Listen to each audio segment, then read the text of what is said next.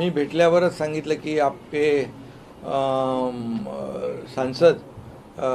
सांसदों को मैंने बुलाया था चाय पे, उनकी मुलाकात हुई आणि खासदारही आपले सगळे भेटून आले प्रधानमंत्री महोदयांना.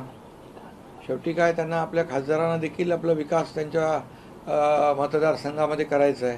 त्यामुळे राज्य आणि केंद्र सरकारचा पाठबळ पाहिजेच आणि त्यामुळे हे भेटही त्यांची चांगली झाली खासदारांची. नवीन खासदारांच्या संदर्भात काही चर्चा झाली का?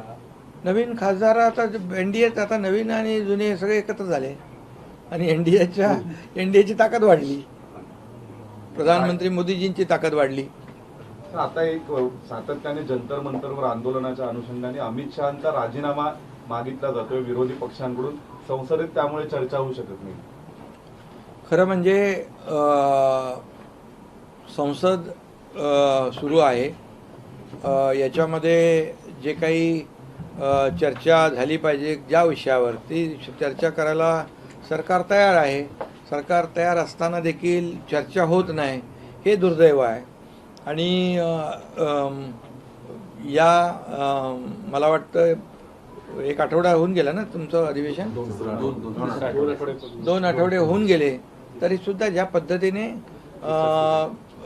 सभागृहामध्ये चर्चा व्हायला पाहिजे तशा प्रकारची चर्चा करण्यामध्ये पक्षाला काही रस दिसत नाही. विरोधी पक्षाला फक्त बाहेर संसदेच्या आवारामध्ये राजकारण करायचं एवढंच त्यांना कळतंय आणि त्यामुळे त्यांनी सरकारच्या मंत्र्यांच्या बरोबर संसदेमध्ये विषयावर चर्चा केली पाहिजे, चर्चेला उत्तर घेतलं पाहिजे आणि ते न करता फक्त राजकारण करायचं हे दुर्दैवी आहे. आणि हे जे काही जंतर मंतरवरचं आंदोलन झालं त्या आंदोलनाच्या पार्श्वभूमीवर शिक्षण मंत्री धर्मेंद्र प्रधानजी यांनी आपला राजीनामा देखील नैतिक जबाबदारी समजून दिलेला आहे. आता ज्यांचं आंदोलन होतं ते तर आपापल्या कामामध्ये आपापल्या शिक्षणामध्ये जे जे काही त्यांना ते आपले व्यस्त झालेत, परंतु आणखी यांचा जे काही राजकारण आहे त्यांच्या आडून जे राजकारण करत होते जंतर मंतरच्या ठिकाणी आंदोलन सुरू असताना त्यांच्या मागून राजकारण, त्यांच्या आडून राजकारण करणं हे करत असताना आत्ता त्यांचं आंदोलन संपलं आहे परंतु यांचं काय संपत नाही. आणि त्यामुळे आता राजीनामा धर्मेंद्र प्रधानजींचा पहिला मागितला, तो दिला आणि मोदीजींनी देखील कठोर ॲक्शन घेतल्या. एक जे निर्णय आहेत कायद्यामध्ये बदल केला, जे कोणी आता विद्यार्थ्यांच्या जीवनाशी खेळतील किंवा परीक्षा पेपर लीक करण्याचं पाप करतील त्यांच्यावर 10 वर्ष 10 कोटी फास्ट ट्रॅक या सगळ्या ज्या काय आहेत, एक टास्क फोर्स पण नेमलेला आहे अतिशय तज्ज्ञ लोकांचा, हे सगळं एकीकडे करत आहेत, केलेला आहे निर्णय. आणि दुसरीकडे मोदीजी स्वतः या सर्व युवकांच्या बरोबर फेस टू फेस बोलत आहेत, त्यांच्याशी इंटरॅक्शन करत आहेत. आणि त्यामुळे मी अगोदरच या ठिकाणी सांगू इच्छितो की विद्यार्थी आणि यूथ जो आहे, युवा हा देशाचं भवितव्य आहे, देशाचं उद्याचं भविष्य आहे. आणि म्हणून सरकारने देखील आणि प्रधानमंत्री मोदीजींनी देखील त्यांचा सन्मान ठेवून निर्णय घेतले आणि स्वतः त्यांच्याशी बोलतात देखील आहे. मग आणखी यांना अमित भाईंचा राजीनामा मागणं म्हणजे हे केवळ राजकारण आहे. कारण अमित भाईंनी नक्षलवाद संपवला म्हणून राजीनामा मागताय. अमित भाईंनी 370 कलम मोदीजींच्या मार्गदर्शनाखाली हटवलं म्हणून राजीनामा मागताय. पूर्ण देशातला दहशतवाद, पाकिस्तानी दहशतवाद जो या ठिकाणी संपतोय मोदीजींच्या मार्गदर्शनाखाली, या सगळ्या ज्या काही बाबी आहेत ह्या सगळ्या करत असताना यामध्ये अमित भाईंचा मोठा सिंहाचा वाटा आहे. सहकारिता ते त्यांचं ते अगदी तो मंत्र समृद्धी आणि प्रत्येक सर्वसामान्य कुटुंबापर्यंत सहकाराचं जाळं पसरवण्याचं काम त्यांनी केलं आणि खऱ्या अर्थाने दहशतवाद संपवण्याचं काम ते करतायत आणि म्हणून त्यांचा राजीनामा मागताय.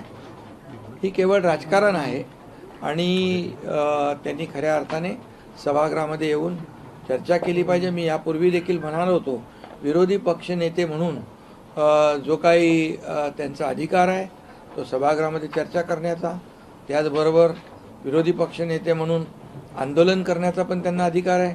परंतु जंतर मंतरला आंदोलन न करता पंतप्रधान मोदीजींच्या निवासाच्या बाहेर आंदोलन करणं हे पण एक मोठं षडयंत्र होतं आणि म्हणून फक्त राजकीय स्टंट न करता या ठिकाणी पॉझिटिव्ह सकारात्मक चर्चा केली पाहिजे. आणि अमित भाईंचा राजीनामा मागणं म्हणजे एक प्रकारचं निव्वळ राजकारण आहे. याच्यामध्ये एकच मी सांगतो, हाती काय एक म्हण आहे ना, हाती चले बजार, बाकी पुढचं मी काय बोलत नाही. पण सर, याच्यामध्ये काँग्रेस पक्षाचा असो, शिवसेना उद्धव बाळासाहेब ठाकरे पक्षाचा असो, थेट आरोप आहे की विद्यार्थ्यांना मारहाण करण्यामध्ये अमित शहानी आदेश दिला. त्या मारहाणीच्या प्रश्नावरती उत्तर द्या. पॅलेट गन चालवण्याचे आदेश त्यांनी दिले होते. हा प्रमुख आरोप आहे. त्यावरती त्याला बोलावं लागेल ना. हे कोण म्हणताय? ते विरोधी पक्ष म्हणताय. हा, विरोधी पक्ष म्हणतायत. मग ज्या लोकांनी लाठीचार्ज केला, ज्या लोकांनी ज्या काय आंदोलनामध्ये कार्यवाही केली त्याची चौकशी तर होतेच आहे ना. प्रधानमंत्री महोदयांनी ते सांगितलेलं आहे की त्यांची चौकशी होणार, कोणालाही सोडलं जाणार नाही. त्यामुळे प्रधानमंत्री महोदयांनी सांगितल्यानंतर हे राजीनामा मागण्याचं जे काही नाटक आहे हे राजकारण आहे. त्यांचा हाही आरोप आहे की जेव्हापासून ही घटना घडली 20 तारखेनंतर अमित शहा संसदेमध्ये आले नाही. जेव्हा संसद बंद होते तेव्हा अमित शहा येतात आणि लपून छपून काम करतात. अमित शहा येतील, अमित शहा बोलतील तेव्हा हे पळून जातील. अमित शहानी जे केलेलं आहे त्यांचं एक वाक्य पण संसदेतलं मला आठवत आहे की हम खून देंगे लेकिन हमारे देश के जमीन का इंच तुकडा नहीं देंगे. कुठल्या तरी ह्याच्यात तुमच्या सभागृहामध्ये बोललेत ना, भाषण केलेलं आहे नक्षलवादाच्या वर, 370 वर आणि या देशातल्या दहशतवादावर. त्यामुळे त्यांनी देशभक्ती काय ही दुसऱ्यांनी त्यांना शिकवण्याची आवश्यकता नाही आहे. आज तुमच्या दौऱ्याच्या पार्श्वभूमीवर अरविंद सावंत म्हणतात की सुप्रीम कोर्टात 2 दिवस सुनावणी झाली आणि त्यामुळे त्यांनी दिल्ली दौरा केला. काका मला वाचवा असं म्हणण्यासाठी त्यांनी खरं म्हणजे त्यांचा न्यायालयावर विश्वास आहे की नाही तो एकदा त्यांनी ठरवलं पाहिजे. यापूर्वी देखील जेव्हा सुनावण्या होत होत्या तेव्हा देखील पेढे वाटत होते. हे सरकार घटनाबाह्य आहे, हा मुख्यमंत्री घटनाबाह्य आहे. परंतु आम्ही सरकार जे स्थापन केलं होतं ते पूर्ण संविधानाचा आदर आणि सगळं नियम पाळून, कायदे पाळून सरकार आम्ही स्थापन केलं होतं. आणि हे चंद्रचूड साहेबांच्या जजमेंटमध्ये देखील हे स्पष्टपणे त्यांनी केलेलं आहे की हे सरकार बेकायदेशीर नाही, घटनाबाह्य नाही. त्यामुळे जी कॅसेट ते अगोदर वाजवत होते तीच पुन्हा परत वाजवत आहेत. आणि त्यामुळे मी आपल्याला सांगतो की आमचं सरकार फुलप्रूफ होतं. ते सरकारचा टेन्युअर संपला, आमदारकीचा टेन्युअर संपला. आता आमदारांचं डिस्क्वालिफिकेशन मागतायत. हे कुठल्या काय म्हणतात त्याला, मूर्खाचं नाही मी म्हणत, परंतु कुठल्या काळात वावरतायत. अरे, आणि दुसरी गोष्ट, आता शिवसेना, सिम्बॉल या सगळ्या गोष्टी न्याय प्रविष्ट आहेत. आणि ज्यावेळेस चंद्रचूड साहेबांनी निकाल दिल्यानंतर हेच लोक म्हणाले होते आम्ही आता जनतेच्या न्यायालयात जाऊ आणि आम्हाला जनता न्याय देईल. काय परिस्थिती आहे त्यांची? शिवसेनेचे 60 आमदार निवडून आलेत. जनतेने पूर्णपणे आम्हाला आशीर्वाद दिला, जनतेने पाठिंबा दिला. आणि जे आरोप करत होते त्यांचे किती निवडून आले? विरोधी पक्ष नेता होणे इतके पण नाही आले. त्यामुळे जनतेच्या न्यायालयात देखील आम्हाला जनतेने स्वीकारलं, आशीर्वाद दिलेले आहेत. आमचा न्यायदेवतेवर विश्वास आहे. हे प्रकरण न्यायप्रविष्ट असल्यामुळे मी जास्त याच्यात खोलात जाऊ इच्छित नाही. निकालानंतर पुन्हा एकदा अशी टीका करतील ते न्यायव्यवस्थेवरती. बिलकुल. जेव्हा म्हणजे त्यांच्या बाजूने निकाल लागला तर ते चांगलं म्हणतात. निवडणूक आयोग, कोर्ट, EVM आणि त्यांच्या विरोधात गेल्याबरोबर ते त्या निवडणूक आयोग असू द्या, हायकोर्ट असू द्या, सुप्रीम कोर्ट असू द्या, EVM असू द्या, मीडिया असू द्या, तुमच्यावर पण. आणि त्यामुळे ते काय ठरलेलं आहे. पण आम्ही लोकशाही मानणारे लोक आहोत. लोकशाहीचा चौथा स्तंभ तुम्ही आहात, तुम्हालाही मानतो आम्ही. तुमच्या लोकांना पण जेलमध्ये टाकलेलं आहे, तुम्हाला आठवते की नाही त्या लोकांनी? त्यामुळे मला याच्यापेक्षा जास्त काय सांगण्याची आवश्यकता नाही. तर सर, केंद्रीय आता मंत्री चाललेली आहे की संदर्भात काही घटना चर्चा- दुरुस्ती पंतप्रधानांची सोबत आणि जी बैठक झाली त्या बैठकीमध्ये चर्चा आहे की केंद्रीय मंत्रिमंडळाच्या विस्ताराने काही चर्चा झालेली आहे. काही चर्चा झाली का त्या विषयाने? कारण की आता तुमच्यासोबत 6 खासदार पुन्हा अतिरिक्त जुळलेले आहेत. बघा, आमची शिवसेना बाळासाहेबांची विचारधारा, आनंद दिघे साहेबांची विचारधारा घेऊन पुढे जाणारी आहे. त्यामुळे आमची युती ही वैचारिक युती आहे आणि आम्ही बार्गेनिंग करणारे लोक नाही आहोत. हे आम्हाला द्या, ते आम्हाला द्या, असं कधी आमची मागणी नसते, नसणार आहे. मोदीजी NDAचे प्रमुख आहेत.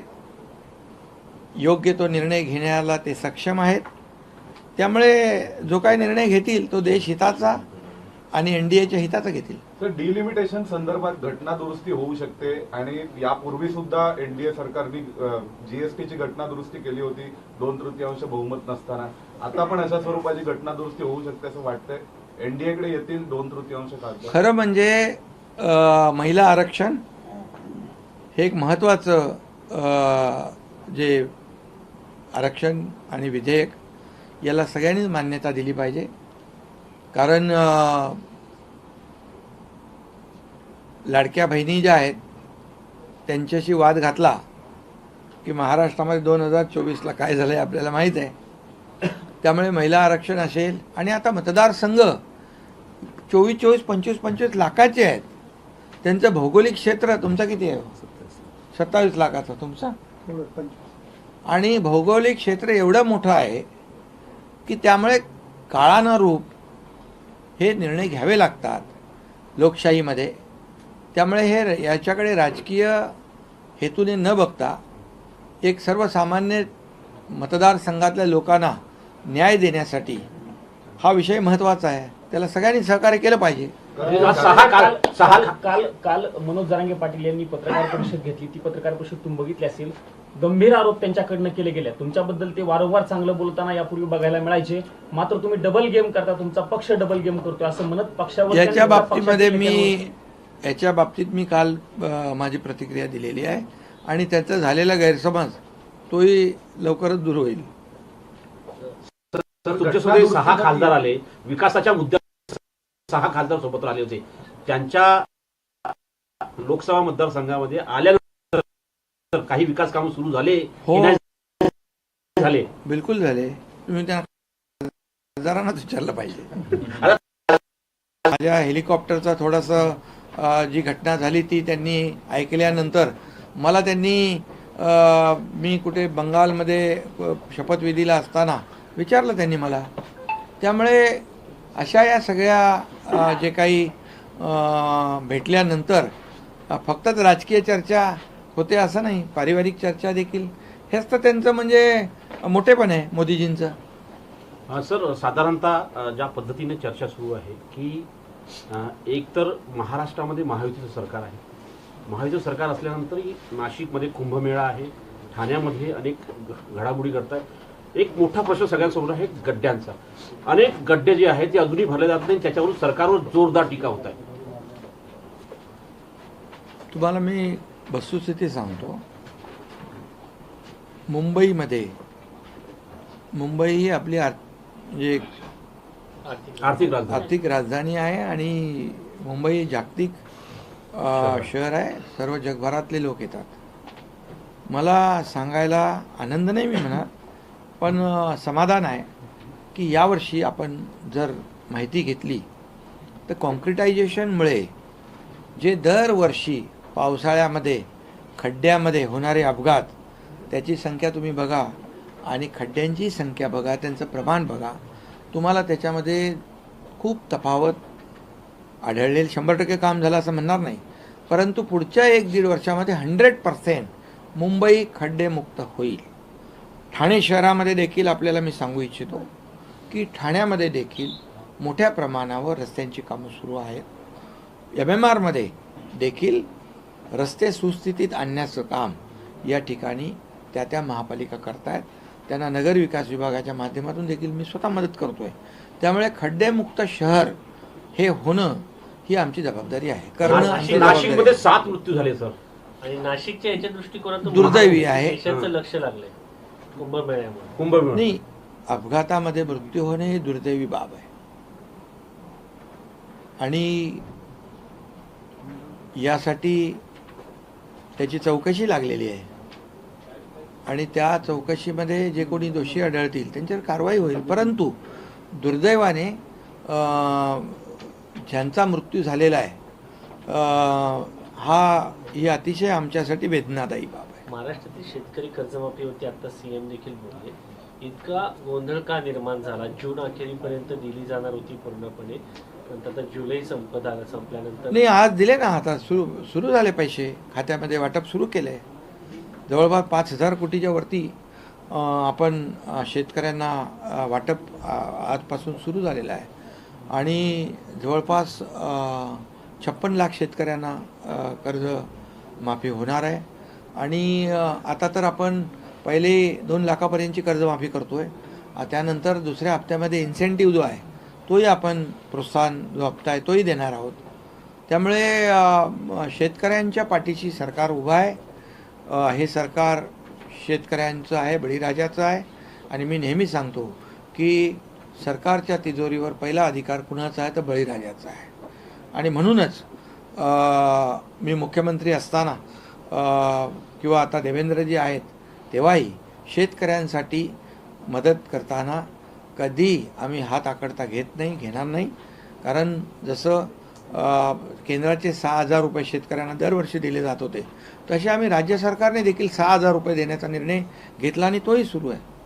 सर, पृथ्वीराज चव्हाण यांनी केंद्र सरकारवर टीका केली आहे.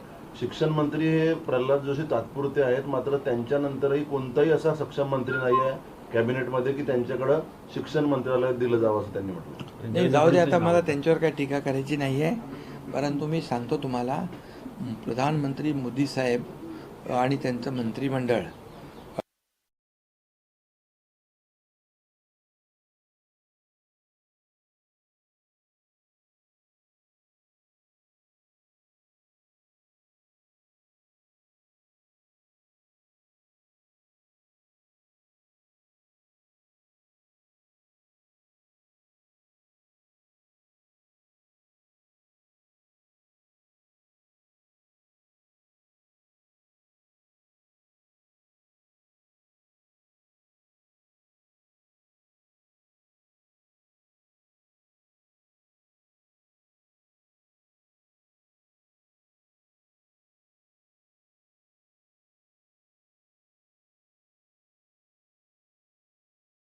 मंत्रालय दिलं जावं असं त्यांनी म्हटलं. नाही, जाऊ दे, आता मला त्यांच्यावर काही टीका करायची नाही आहे. परंतु मी सांगतो तुम्हाला, प्रधानमंत्री मोदी साहेब आणि त्यांचं मंत्रिमंडळ हे देशाला पुढे घेऊन जाते. आता मी 2014 पूर्वीची परिस्थिती तुम्ही पहा. कुणाचं सरकार होतं? काँग्रेसचं, UPAचं. 2014ची पूर्वीची परिस्थिती बघा. किती स्कॅम, 2G स्पेक्ट्रम, कोयला घोटाळा, चारा घोटाळा, कॉमनवेल्थ घोटाळा. काय घोटाळे, सगळे घोटाळे होते. आणि कधी बॉम्ब कुठं फुटल हे माहीत नव्हतं. मुंबईमध्ये सिरियल बॉम्ब ब्लास्ट झाले. सगळीकडे अशा प्रकारची परिस्थिती होती की कधीही कुठंही काही होऊ शकत होतं. परंतु आता 2014 नंतरची परिस्थिती बघा. देश बदलतोय, देश पुढे जातोय. आणि त्यामुळे मला वाटतं एवढंच पृथ्वीबाबांना ते समजदार आहेत. सर, हिंदी में जानना चाहेंगे, अमित शाह जी का इस्तीफा मांग रहे हैं अपोजिशन, चर्चा नहीं कर रहे, अमित शाह डर के मारे भाग गए, ऐसा क्यों? देखिए, अमित भाई ये डरने वालों से नहीं है. उन्होंने उनका काम सिद्ध करके दिखाया है. इस देश में, कश्मीर में, लाल चौक में तिरंगा फहराने की हिम्मत कोई नहीं करता था. प्रधानमंत्री मोदी जी के नेतृत्व में अमित भाई ने वो करके दिखाया. आज हमारा तिरंगा वहाँ अभिमान से वहाँ पर फहराने का काम लोग करते हैं. 370 कलम हटाने का काम अमित भाई ने किया मोदी जी के नेतृत्व में. देश का नक्सलवाद खत्म करने का काम किया है. देश का आतंकवाद खत्म करने का काम किया है. तो ये राजीनामा मांगना ये तो बिल्कुल राजनीति है. जिनका इस्तीफा मांगा था शिक्षा मंत्री का, ये युवाओं का मान सम्मान, उनकी मांग को ध्यान में रख के धर्मेंद्र प्रधान जी ने वो इस्तीफा दे ही दिया और आंदोलन भी खत्म हो गया युवाओं का. ये युवा जो है वो देश का भविष्य है. इसलिए मोदी जी उनसे बार बार इंटरेक्शन कर रहे, बात कर रहे. और अभी ये जो राजनीति चल रही है फिर सिर्फ राजनीति है. आज संसद चल रही है लेकिन उसमें कोई चर्चा करने को आता नहीं. बाहरी चर्चा करते, बाहरी स्टंट करते हैं. ये केवल राजनीति है और लोग समझदार है. देश की 140 करोड़ जनता मोदी जी के साथ है. सर, मोहन भागवत जी ने जैन जी के साथ जो बातचीत की उसको लेकर आलोचना कर रहे हैं विरोधी पार्टी. इसका मतलब जैन जी से बात नहीं करेंगे तो भी आलोचना और जैन जी से बात करेंगे तो भी आलोचना. क्या चाहते हैं क्या वो लोग? ये जैन जी जो है देश का भविष्य है ना. आज एक कंपैरिजन करो, लोग यूपीए सरकार ने ये जैन जी के लिए क्या किया और प्रधानमंत्री मोदी जी 2014 के बाद आए. ये जैन जी के लिए उन्होंने जो कई जो योजनाएं शुरू की वो देखो. और इसीलिए मोहन भागवत जी जो उनसे बात कर रहे, संवाद कर रहे, ये संवाद होना ही चाहिए. हर प्रॉब्लम का जो सॉल्यूशन जो है वो संवाद है, चर्चा है और चर्चा करनी चाहिए. अभी विपक्ष को सिर्फ राजनीति करनी है इसलिए बोलते हैं जैन जी से बात करें, वो भी राजनीति. थँक्यू.